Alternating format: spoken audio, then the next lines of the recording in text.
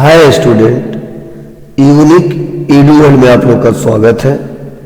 और आज की वीडियो में मैं आपको HTML में सिखाने वाला हूं कि हेडिंग टैग का यूज कैसे किया जाता है।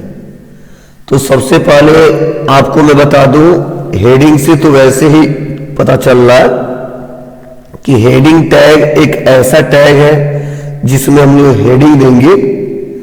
तो चलिए हम लोग एक करके समझते हैं कि यह हेडिंग टैग होता क्या है और कितने हेडिंग हम लोग देते हैं, और हेडिंग देते समय हमें क्या क्या करना होगा, वो मैं कंप्लीट प्रोसेस इस वीडियो के माध्यम से मैं आपको सिखाने वाला हूं और समझाने वाला हूं।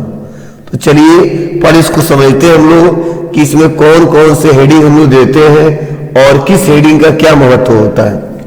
तो सबसे पहले हम लोग विंडो प्लस R दबाते हैं और हम थोड़ा नोटपैड में आ जाते हैं जिसे आपको बेहतर तरीके से हम समझा सके।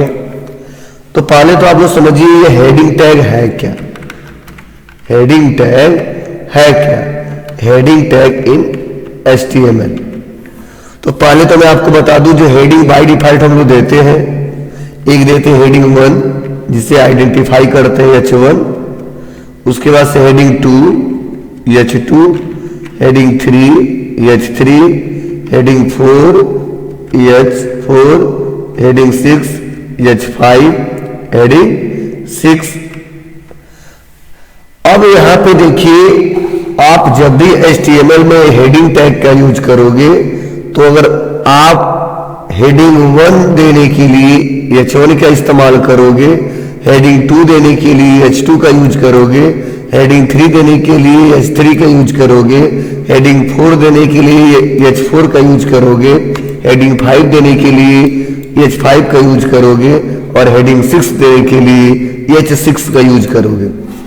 अब सवाल यह है कि सर ये जो हेडिंग हम दे रहे हैं, क्या ऐसा है क्या कि हेडिंग 1 देंगे तो इसका इंटरफेस अलग आएगा, हेडिंग 2 देंगे तो इसका इंटरफेस अलग आएगा, हेडिंग 3 देंगे तो इसका इंटरफेस अलग आएगा।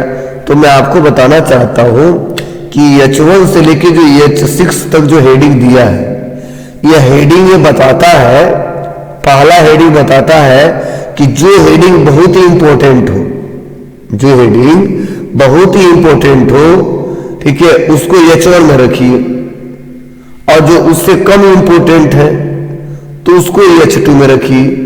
अब ऐसा नहीं होता है HTML में कि 6 हेडिंग देना है तो पहले के लिए H1 दे दीजिए और दूसरे के लिए H2 दे दीजिए और तीसरे के लिए H3 दे दीजिए। ऐसा नहीं है। जब भी अगर आप हेडिंग दे रहे हो और मान के चलो एक आपने हेडिंग दिया और बहुत इंपॉर्टेंट हेडिंग है, अब चाहते हो उससे थोड़ा सा सिंपल एक हेडिंग है, बहुत इंपॉर्टेंट नहीं फिर भी हेडिंग है, तो हम दे सकते हैं H2, ये दे सकते हैं H4, ये दे सकते हैं H6। मतलब सीरियल वाइज नहीं देंगे, ऐसा नहीं कि सीरियल वाइज देंगे।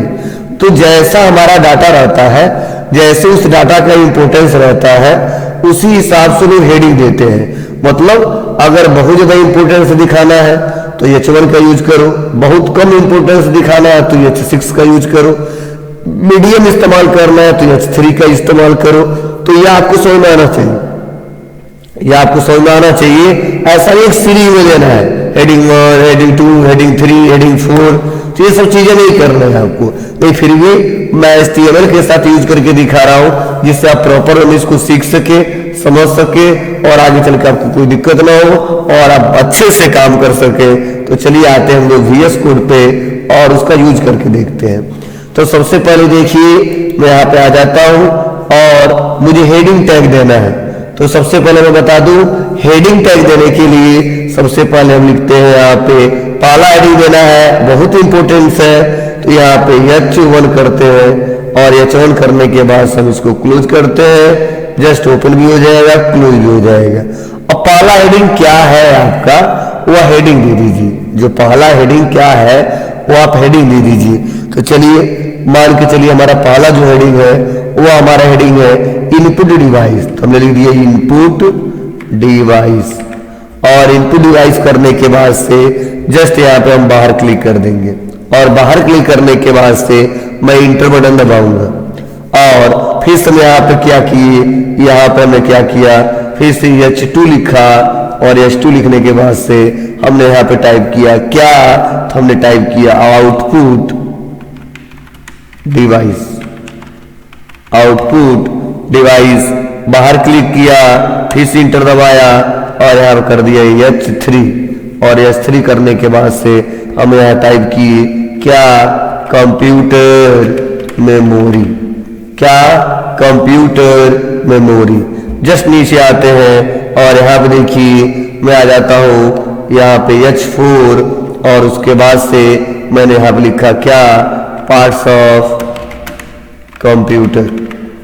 और उसके बाद से मैं इंटर बटन दबाऊंगा और फिर से हमने लिखा H5 और H5 करने के बाद से ऐसा इंटरफेस आएगा।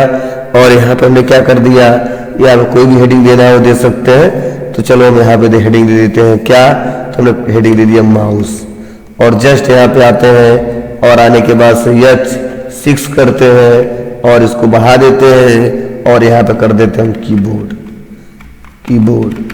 और कीबोर्ड करने के बाद से मैं बाहर क्लिक करता हूँ और सीधा मैं आता हूँ, इसको रन करता हूँ, क्या करता हूँ, और रन करता हूँ। तो देखिए हेडिंग 1 में हमने दिया है इनपुट डिवाइस, हेडिंग 2 में दिया है हमने आउटपुट डिवाइस, 3 में हमने दिया है कंप्यूटर मेमोरी, 4 में हमने दिया है पार्ट्स ऑफ कंप्यूटर और 5 में हमने दिया है माउस और 6 में हमने दिया है कीबोर्ड। अब जस्ट यहाँ पे आएंगे, पोर्ट पे क्लिक करेंगे, पोर्ट पे क्लिक करने के बाद से हमारा गो लाइव सर्वर का ऑप्शन आएगा और जैसे हम गो लाइव सर्वर पे क्लिक करेंगे हमारे सामने कुछ ऐसा इंटरफेस आएगा। और देखिए क्या हुआ है कि हमारा जो फर्स्ट वाला था H1, तो देखिए ये थोड़ा सा ज्यादा हाईलाइटेड और बड़ा दिख रहा है। और जैसे मैंने क्या किया है, H2 किया है, तो देखिए ये भी हाईलाइटेड दिख रहा है लेकिन थोड़ा सा छोटा दिख रहा है। और H3 देखिए थोड़ा उससे छोटा दिख रहा है और देखिए 4 उससे छोटा दिख रहा है और 5 उससे छोटा दिख रहा है और यहाँ पे 6 उससे छोटा दिख रहा है। मीन्स मतलब क्या है, मतलब यही है कि जब हम लोग काम करेंगे और काम करते वक्त जब भी हमको हेडिंग देना हो, अब कौन सर क्या H6 तक ही दिया जा सकता है? जी बाय डिफॉल्ट हमारा H1 से लेके H6 तक होता है, तो क्या दिक्कत है? हम हेडिंग 1 फिर से इस्तेमाल करना चाहते हैं तो फिर से कहीं इस्तेमाल कर सकते हैं, हेडिंग 2 फिर से कहीं इस्तेमाल करना चाहते हैं तो फिर से कर सकते हैं। आपको सर कैसे संभव है, करके दिखा दो। तो चलिए अब इसके अंदर बहुत कुछ हम करने वाले हैं। सीधा हम आ जाते हैं यहाँ पे VS कोड पे और मैं नीचे आके फिर से लगा देता हूँ H1 और H1 करने के बाद से H1 कर दिया और H1 करने के बाद से हमने लिख दिया क्या, UCLC, क्या टाइप किया, UCLC और UCLT टाइप करने के बाद मैंने बाहर क्लिक कर दिया। फिर से मैंने पोर्ट पे क्लिक किया और पोर्ट पे क्लिक करने के बाद से हम लोग गो लाइव पे क्लिक करेंगे। गो लाइव पे क्लिक करने के बाद से हमारे सामने देखिए ऐसा इंटरफेस आ रहा है। देखिए H1 हमने दिया, ये खूब बड़ा सा आ रहा है और फिर से बाद में हमने H1 दे दिया, देखिए भी बड़ा सा आ रहा है। ऐसा नहीं है कि एक बार H1 का यूज कर लिए हो फिर से दूसरा बार H1 का यूज करोगे तो उसके पास ही दिखेगा, क्या उसके पास ही दिखेगा, ऐसा नहीं है। आप बहुत ही सिंपल वे में आसानी तरीके से इसका यूज कर सकते हो, आपको कोई दिक्कत होने वाली नहीं है। तो इस प्रकार आप आसानी तरीके से इसका प्रयोग कर सकते हैं। कहाँ कहाँ जाएंगे, क्या स्टेप है, मैंने आपको एक एक करके स्टेप बाय स्टेप बताया है और समझाया भी है। तो चलिए आते हैं और इसको प्रॉपर वे में, ठीक है, एकदम सिंपल वे में इसको समझते हैं जिससे आपको दिक्कत ना हो। अब आगे बढ़ते हैं और अगले ऑप्शन के बारे में थोड़ा सा सीखते हैं और समझते हैं और जानते हैं। तो चलिए देखिए, अब मैं चाहता हूं कि जो पहला हेडिंग है उसके अंदर मैं कोई डाटा लिखूं, दूसरा हेडिंग है उसके अंदर मैं कोई डाटा लिखूं, तीसरा हेडिंग है जो उसके अंदर कोई डाटा लिखूं। तो देखिए अब मैं H1 पे आ गया, क्लिक किए और इंटर बटन दबा दिए और यहाँ पे हमने P लिखा, मतलब पैराग्राफ टैग ओपन किया और मैंने यहाँ पे बताया क्या, इनपुट डिवाइस में हमने यहाँ पे बताया 1 पॉइंट पहला क्या है, तो हमने बता दिया कि पहला है कीबोर्ड, कीबोर्ड। और फिर से इंटर बटन दबाया और इंटर बटन दबाने के बाद से फिर से P टैग लगाया और P टैग लगाने के बाद से हमने बताया 2 पॉइंट और यहाँ पर हमने बताया माउस और फिर से यहाँ पे इंटर बटन दबाएंगे और पी टैग लगाएंगे और यहाँ पे पी टैग लगाने के बाद से यहाँ पे हमें क्या करना है, यहाँ पे बड़ी सिंपल सा तरीका है, हम लोग आ जाएंगे और कर देंगे 3 पॉइंट, क्या मैंने बता दिया स्कैनर, और इतना करने बाद से मैंने बाहर क्लिक कर दिया। बाहर क्लिक करने बाद से हम क्या कर देते हैं, सीधा आ जाते हैं पोर्ट पे, और पोर्ट पे आने के बाद से जस्ट में यहाँ पे आएंगे, गो लाइव पे क्लिक करेंगे। गो लाइव पे क्लिक करने बाद से देखिए यहाँ पे इनपुट डिवाइस के अंदर क्या क्या आ गया, कीबोर्ड आ गया, इनपुट डिवाइस के अंदर माउस आ गया, इनपुट डिवाइस के अंदर स्कैनर आ गया। अब इसी तरह सब में हम लोग आराम से लिख सकते हैं और इसका यूज कर सकते हैं, बहुत ही सिंपल सा है। चलो एक और मैं तरीका सिखा दे रहा हूँ, मतलब उसी में कैसे करेंगे। तो चलिए आते हैं और आने के बाद से मैं यहाँ पे आता हूँ, इसको क्लोज करता हूँ। जस्ट आते हैं हम लोग आउटपुट डिवाइस पे, बस इंटर बटन दबाएंगे और इंटर बटन दबाने के बाद से मैंने पी लिखा, पैराग्राफ टैग ओपन किया और उसके बाद से हमने क्या किया, यहाँ पे बताया हमने मॉनिटर है, नंबरिंग हम नहीं दे रहे, ठीक है। अब तुम लोग का भी सवाल होगा कि सर आप चाहते तो एक ही में तो लिख सकते हैं, और वो एक ही में लिख सकते रहे, इसके लिए दूसरा तरीका होता है, तभी अलग अलग होगा। फिर से इंटर बटन दबाएंगे और इंटर बटन दबाने के बाद से फिर से पी करेंगे और पी करने के बाद से फिर से हम लिख देंगे क्या, स्पीकर।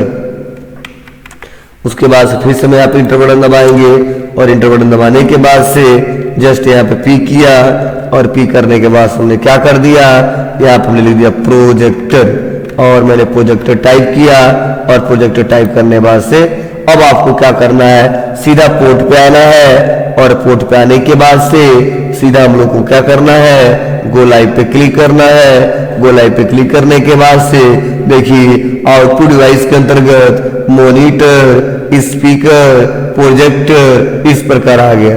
अब वैसे ही आपको हेडिंग 3 के अंदर देना है, हेडिंग 4 के अंदर देना है, हेडिंग 5 के अंदर देना है, हेडिंग 6 के अंदर देना है, आप दे सकते हैं। चलिए मुझे यूसीएलसी के अंदर देना है तो बस सिंपल है, हम आ जाते हैं यूसीएलसी वाले पे, और जो यूसीएलसी वाला दिया इंटर बटन दबाऊंगा, पी टैग लूंगा और वहां पे लिखूंगा यूनिक कंप्यूटर लर्निंग सेंटर, और यूनिक कंप्यूटर लर्निंग सेंटर लिखने के बाद से मैं फिर से पोर्ट पे क्लिक किया। पोर्ट पे क्लिक करने के बाद से यहाँ से आ जाएंगे, गो लाइव पे क्लिक करेंगे। गो लाइव पे क्लिक करते ही देखिए यहाँ पे लिख के आ गया unique computer learning centre, unique computer learning centre. तो इस प्रकार आप आसानी तरीके से इसका यूज कर सकते हो। तो हमने इस वीडियो के माध्यम से आपको सिखाया कि ये क्या होता है हेडिंग टैग, और हेडिंग हम लोग कितने दे सकते हैं, उस हेडिंग का क्या इंपोर्टेंस है और कब कब देंगे, और उसके अंदर अगर डाटा लिखना हो तो उसके अंदर डाटा कैसे लिखते हैं, वो मैंने कंप्लीट प्रोसेस इस वीडियो के माध्यम से हमने सिखाया है, समझाया है और बताया है। अगर वीडियो अच्छा लगा हो तो please like, comment, share, subscribe करना ना भूलें। Thank you.